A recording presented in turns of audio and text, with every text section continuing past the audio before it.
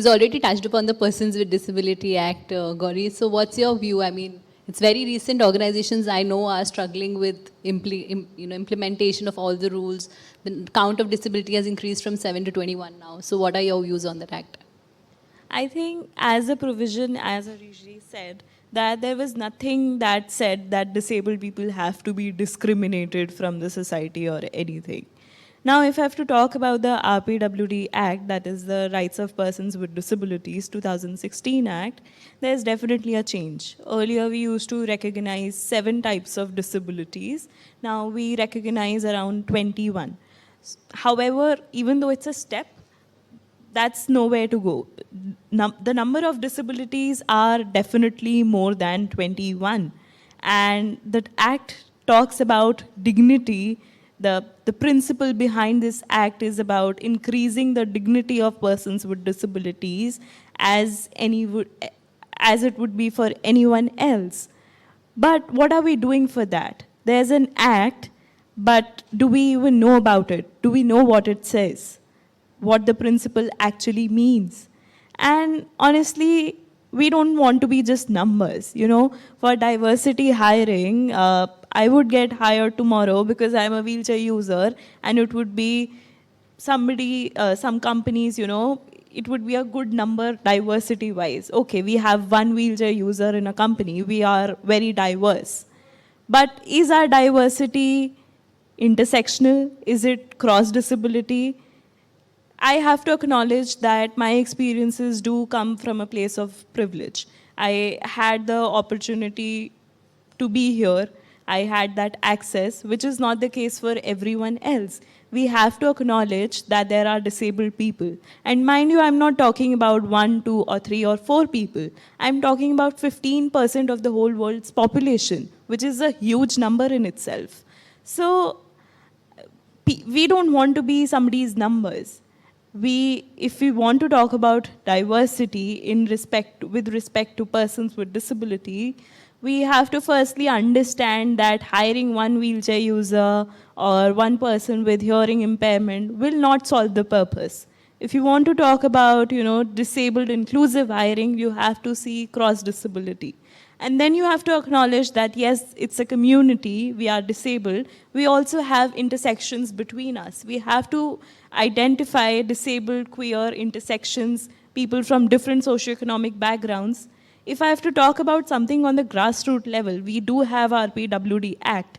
But statistics, it could be a boring number, but it's also something to think about. Kids do enroll, disabled kids do enroll in school after being told that we are not normal enough. When we do, 75% of us end up dropping out towards the end. And that's a huge number.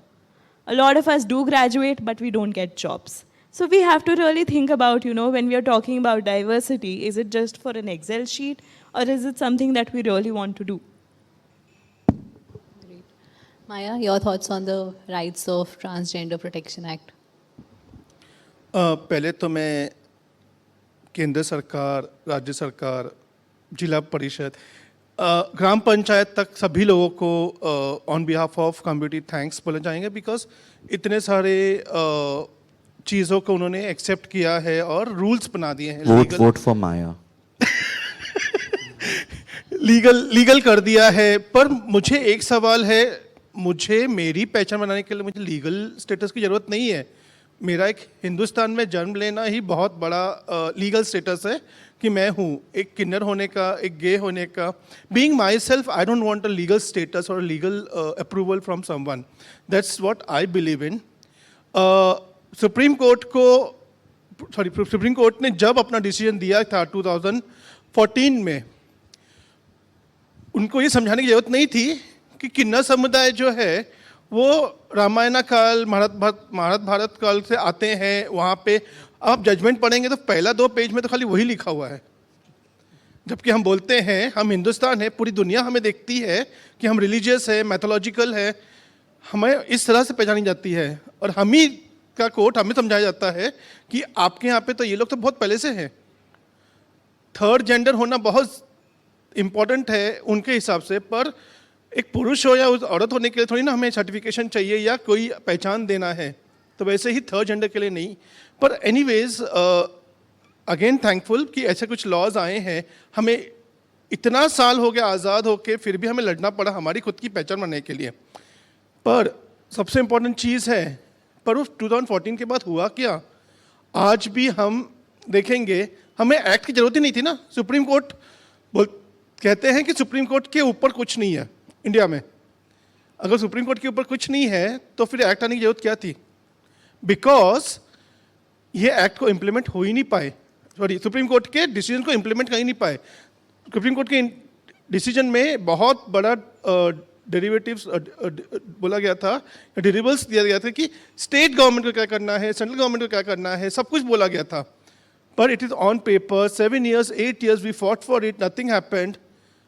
फिर हमें एक act लाना पड़ा, act भी just for the sorry but then act भी just for the sake of act ही है वो, मैं नेम नहीं बोलेंगे, फॉर द सिर्फ ऑफ एक्ट ही एक्ट है वो। अमृत से पनिशमेंट जो दिया हुआ है उसके अंदर सिर्फ 2 साल का, आप मर्डर कर लो 2 साल में आप फ्री होके निकल जाओ, जैसा एक्ट से। मगर औरत का मर्डर